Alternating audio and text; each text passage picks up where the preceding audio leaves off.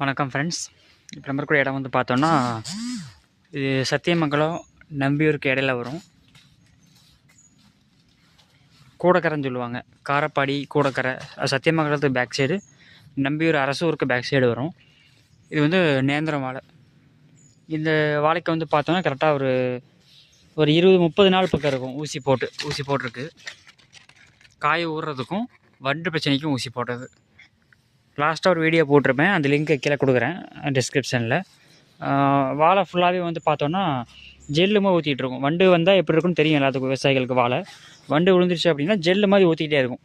நார்மலாக அந்த பேஸ்ட்டு மாதிரி வெள்ளை கலரில் தண்ணி கலரில் வந்து உள்ள எல்லாமே டோட்டலாக ஊற்றிக்கிட்டே இருக்கும். அந்த பிரச்சனை அதிகமாக இருக்கும்.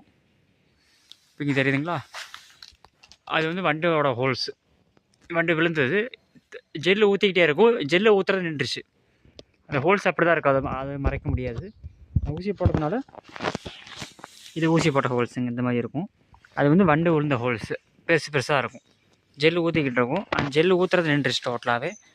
காய் வந்து ஓரளவுக்கு நல்லா திரட்டி வந்திருக்கு. இப்போ இந்த காயை பார்த்தா தெரியும். ஒரு நல்ல ரிசல்ட் அருமையாக இருக்குங்க.